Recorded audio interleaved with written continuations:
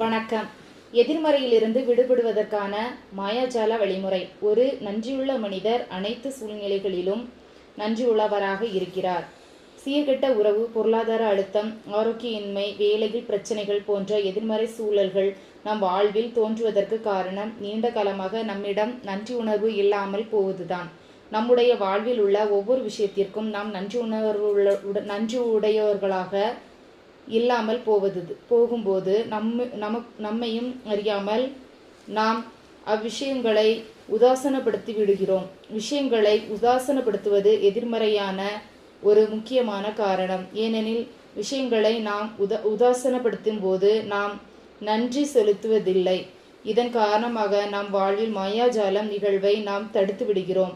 மற்றவர்களுக்கு நன்றி தெரிவிப்பது நம்முடைய வாழ்க்கையின் மாயாஜாலம் அதிகரிப்பதற்கு வழிவகுப்பது போல், விஷயங்களை உதாசனப்படுத்துவது நம்முடைய வாழ்க்கையில் மாயாஜாலம் குறைவதற்கு வழிவகுக்கும். நீங்கள் சிறந்த ஆரோக்கியத்துடன் இருக்கும்போது அது குறித்து நீங்கள் நன்றி உடையவராக இருக்கிறீர்களா? அல்லது உங்கள் உடல் நோய்வாய்ப்படும் போது அல்லது காயப்படும் போது மட்டுமே அதை நீங்கள் கவனிக்கிறீர்களா? உங்களுடைய வேலை குறித்து ஒவ்வொரு நாளும் நீங்கள் நன்றி உடையவராக இருக்கிறீர்களா? அல்லது வேலையின் ஆட்குறைப்பு நடைபெறும் என்று செய்தி காதில் விழும்போது மட்டுமே நீங்கள் மதிக்கிறீர்களா? ஒவ்வொரு முறை நீங்கள் சம்பளம் வாங்கும் போதும் அது குறித்து நன்றி உணர்வுடன் இருக்கிறீர்களா? அல்லது உங்களுடைய ஊதியத்தை கண்டு கொள்ளாமல் இருக்கிறீர்களா? எல்லாம் சுமூகமாக சென்று கொண்டிருக்கும் போது உங்கள் அன்புக்குரியவர்கள் குறித்து நன்றி உணர்வுடன் இருக்கிறீர்களா? அல்லது உங்களுடைய பிரச்சனைகள் எழும்போது மட்டுமே அவர்களை பற்றி மற்றவர்களிடம் பேசுகிறீர்களா? உங்கள் கார் சீராக இயங்கி கொண்டிருக்கும் போது நீங்கள் நன்றி உணர்வுடன் இருக்கிறீர்களா? அல்லது அது பழுதாகும் போது மட்டுமே அதை பற்றி சிந்திக்கிறீர்களா? ஒவ்வொரு நாளும் உயிரோடு இருப்பதற்காக நன்றி உணர்வுடன் இருக்கிறீர்களா? அல்லது உங்கள் வாழ்க்கையை நீங்கள் உதாசனப்படுத்துகிறீர்களா? விஷயங்களை உதாசனப்படுத்துவது குறை கூறுதலுக்கும் எதிர்மறை எண்ணங்களுக்கும் எதிர்மறை வார்த்தைகளுக்கும் வழிவகுக்கிறது. எனவே நீங்கள் குறை கூறும்போது ஈர்ப்பு விதியின்படி நீங்கள் குறை கூறுவதற்கான இன்னும் அதிகமான விஷயங்களை உங்கள் வாழ்விற்குள் நீங்கள் கொண்டு வந்ததாக வேண்டும். வானிலை, போக்குவரத்து, உங்கள் மேலதிகாரி, உங்கள் வாழ்க்கையை துணைவர், உங்கள் குடும்பத்தினர், ஒரு நண்பர், ஓர் அந்நியர் ஆகியோரை பற்றியோ அல்லது வரிசையில் நிற்பது, நீங்கள் செலுத்த வேண்டிய கட்டணங்கள், பொருளாதாரம், ஏதேனும் ஒன்றின் விலை அல்லது ஒரு நிறுவனத்தின் சேவை ஆகியவற்றை பற்றியோ நீங்கள் குறை கூறி கொண்டிருந்தால் நீங்கள் நன்றி உணர்வுடையவராக இருந்திருக்கவில்லை என்று அர்த்தம். நீங்கள் கூறும் ஒவ்வொரு குறையின் மூலமாக உங்கள் கனவு வாழ்க்கையை நீங்கள் உங்களிடமிருந்து தள்ளி வைத்து கொண்டே இருக்கிறீர்கள். குறை கூறுதல், எதிர்மறையான எண்ணங்கள் மற்றும் வார்த்தைகள், விஷயங்களை உதாசனப்படுத்துதல் ஆகியவை உங்கள் வாழ்க்கையில் நல்ல விஷயங்கள் நுழைவதை தடுக்கின்றன என்பதை இப்போது நீங்கள் புரிந்து கொண்டிருப்பீர்கள். ஏதேனும் ஒன்று மிகவும் தவறாக போகும்போது உங்களை அறியாமல் நீங்கள் நன்றி உணர்வு இல்லாதவராக இருந்து வந்திருக்கிறீர்கள் என்பதை இப்போது நீங்கள் புரிந்து கொண்டிருப்பீர்கள். நீங்கள் நன்றி உணர்வுடன் இருக்கும்போது எதிர்மறையாக இருப்பது சாத்தியமற்றது.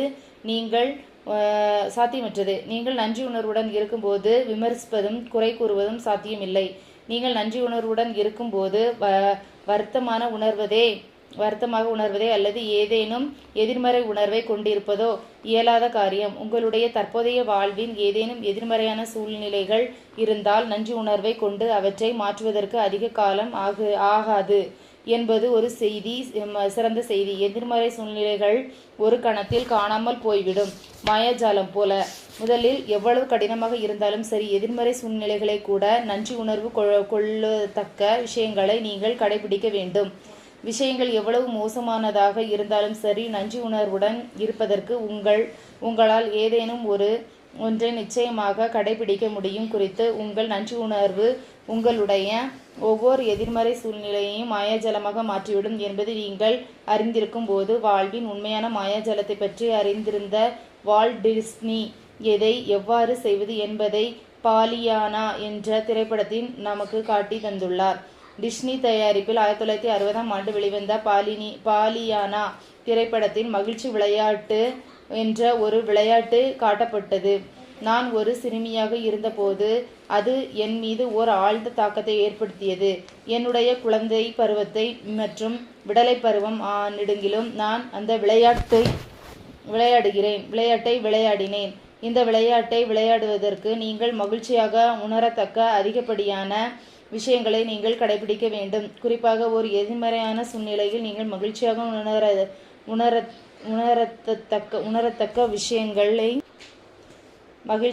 உணரத்தக்க விஷயங்களை கடைபிடிப்பது அல்லது நன்றி உணர்வுடன் இருக்கத்தக்க விஷயங்களை கடைபிடிப்பது தீர்வுகளை தோன்ற செய்கிறது. நன்றி உணர்வின் மாயாஜால சக்தியை பாலியானா திரைப்படத்தின் வால் டிஸ்னி வெளிப்படுத்தினார்.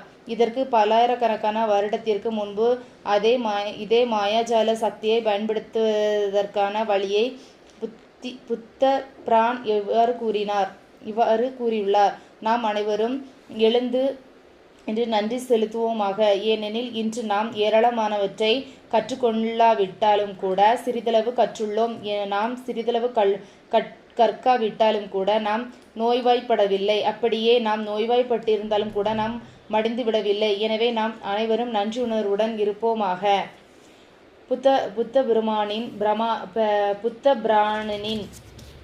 புத்த பிராணனின் வார்த்தைகள் உங்களுடைய உத்வேகமாக இருக்கட்டும் என்று நீங்கள் வாழ்வில் நீங்கள் அதிகமாக தீர்க்க விரும்புகின்ற ஒரு பிரச்சனை அல்லது ஒரு எதிர்மறையான சூழ்நிலையை எடுத்துக்கொண்டு அதில் நீங்கள் நன்றி உணர்வு கொள்ளத்தக்க 10 விஷயங்களை கடைபிடியுங்கள். இந்த செய்தியை பயிற்சியை துவங்குவது மிகவும் சவாலானதாக இருக்கும் என்பது நாம் அறிவோம். ஆனால் அதை செய்வதற்கான வழியை புத்த பெருமான் நமக்கு காட்டுகிறார். 10 விஷயங்கள் அடங்கிய ஒரு பட்டியலை நீங்கள் கணினியிலோ அல்லது குறிப்பீட்டிலோ எழுதி கொள்ளுங்கள். எடுத்துக்காட்டாக, நீங்கள் தற்சமயம் வேலையின்றி இருப்பது உங்களுடைய பிரச்சனையாக இருக்கலாம். நீங்கள் எவ்வளவு சிறப்பாக முயற்சித்தும் உங்களுக்கு இன்னும் வேலை கிடைக்கவில்லை. இந்த சூழ்நிலை மாயாஜாலமாக மாற்றுவதற்கு இச்சூழ்நிலைகள் நீங்கள் நன்றி உணர்வு செயல்முறை பயிற்சியை கடைபிடிக்க வேண்டும். நீங்கள் பட்டியலிடக்கூடிய சில விஷயங்கள் இவை. இந்த நேரத்தில் என்னுடைய குடும்பத்தினருடன் செலவிடுவதற்கு என்னிடம் அதிக நேரம் இருப்பதற்காக நான் நன்றி உணர்வுடன் இருக்கிறேன். என்னிடம் இருந்துள்ள அதிக நேரத்தின் காரணமாக என்னுடைய வாழ்க்கை அதிக ஒழுக்கத்துடன் இருப்பது குறித்து நான் நன்றி உணர்வுடன் இருக்கிறேன். என் வாழ்க்கை பெரும்பான்மையான பகுதியில் நான் வேலை பார்த்திருக்கிறேன். எனக்கு வேலை அனுபவம் உள்ளது என்பது குறித்து நான் நன்றி உணர்வுடன் இருக்கிறேன். நான் வேலை இல்லாமல் இருப்பது இதுதான் முதன்முறை என்பதற்காக நான் உண்மையிலேயே நன்றி உணர்வுடன் இருக்கிறேன். சமுதாயத்தில் வேலைகள் அதிக அளவில் இருக்கின்றன. ஒவ்வொரு நாளும் ஏராளமான புதிய வேலைகள் உருவாகி கொண்டிருக்கின்றன என்பதற்காக நான் நன்றி உணர்வுடன் இருக்கிறேன்.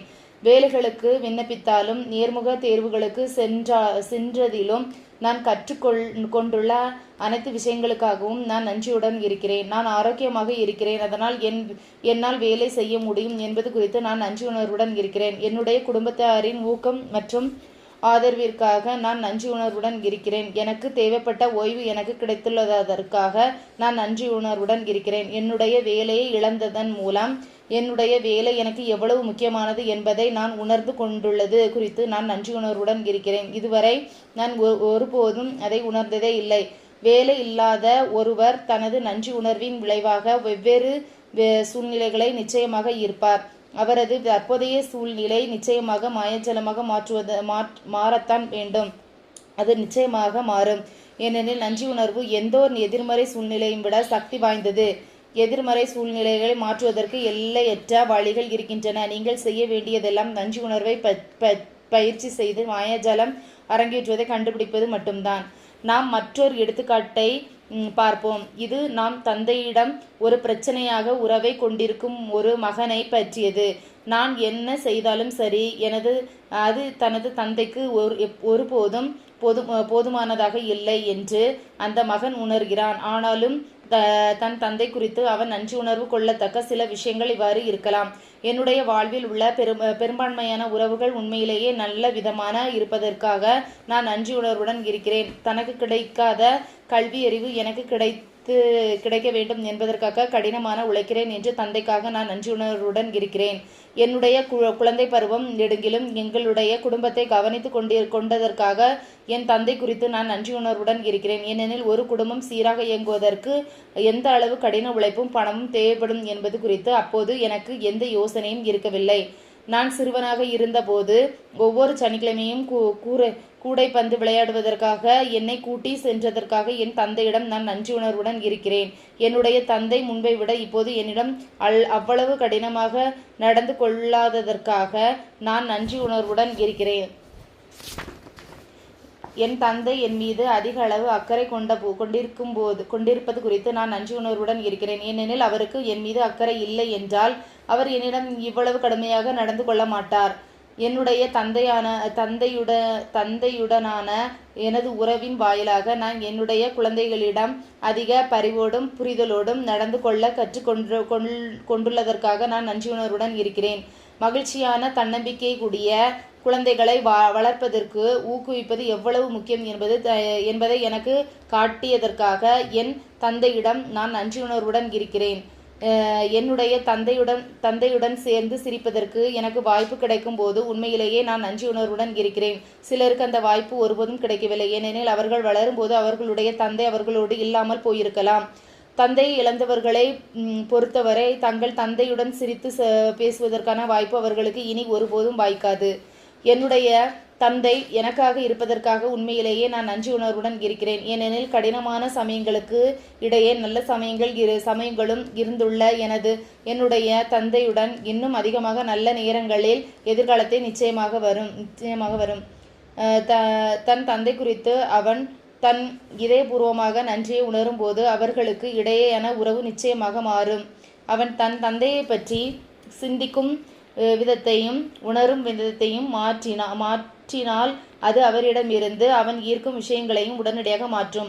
நன்றி உணர்வு அவன் தன் மனதில் மட்டும் கொண்டிருந்தாலும் கூட ஆற்றல் நிலையில் அவனது நன்றி உணர்வு தனது தந்தையுடனான உறவின் மீது ஒரு மாயஜலமாக தாக்கத்தை ஏற்படுத்தும். அவன் தன் தந்தை நன்றி உணர்வை தாக்க வைத்து கொண்டால் புவி ஈர்ப்பு விதியின்படி அவருடன் தன் சிறந்த சூழ்நிலைகளை பெற்றிருக்க வேண்டும். அவர்களுக்கு இடையேயான உறவு உடனடியாக மேம்பட துவங்கியதாக வேண்டும்.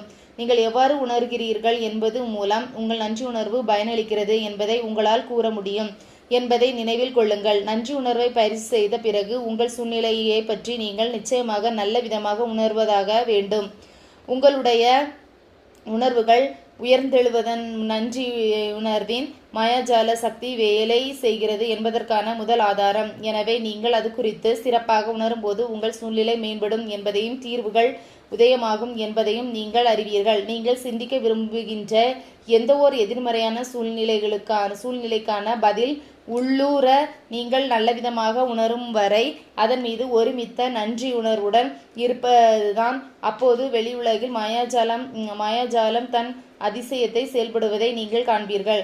உங்களுடைய பட்டியலை தயாரிக்கும் போது நீங்கள் நன்றி உணர்வை கொண்டிருக்கின்ற அந்த 10 விஷயங்களில் ஒவ்வொன்றையும் கீழ்கண்ட வழியில் எழுதுவதை உறுதி செய்து கொள்ளுங்கள். நன்றி உணர்வு குறித்து நான் நன்றி உணர்வுடன் இருக்கிறேன், அல்லது நன்றி உணர்வு குறித்து உண்மையிலேயே நான் நன்றி உணர்வுடன் இருக்கிறேன். எந்த விஷயத்திற்காக நீங்கள் நன்றி உணர்வுடன் இருக்கிறீர்கள் என்று கூறி அந்த வார்த்தையை துவங்குங்கள். உங்களுக்கு சுலபமாக இருந்தால் நன்றி உணர்வின் மாயாஜால சக்தியை பயன்படுத்துவதற்கு வால்ட் டிஸ்டினியில் வழியை கூட நீங்கள் பயன்படுத்தலாம். நன்றி உணர்வு குறித்து நான் மிகவும் மகிழ்ச்சியாக இருக்கிறேன். இந்த விஷயத்திற்காக நீங்கள் மகிழ்ச்சியாக இருக்கிறீர்கள் என்று கூறி அந்த வாக்கியத்தை துவங்குங்கள். நீங்கள் நன்றி உணர்வை கொண்டிருக்கின்ற 10 விஷயங்கள் பட்டியலிட்டு பிறகு எதிர்மறையிலிருந்து விடுவிப்பதற்காக மாயாஜால வழிமுறைகளுக்கான செயல்முறை பயிற்சியை கீழ்கண்டவாறு நிறைவு செய்யுங்கள். கச்சித்தனமான தீர்வுகளுக்கு நன்றி நன்றி நன்றி. தேங்க்யூ. இன்று ஒரு நாள் மட்டும் நாள் முழுவதும் எதிர்மறையான எந்த ஒரு விஷயத்தையும் பேசாமல் இருக்க உங்களால் முடிகிறதா என்று பாருங்கள். அது ஒரு சவாலாக இருக்கக்கூடும். ஆனால் இன்று ஒரு நாள் மட்டும் அதை உங்களால் கடைபிடிக்க முடிகிறதா என்று பாருங்கள்.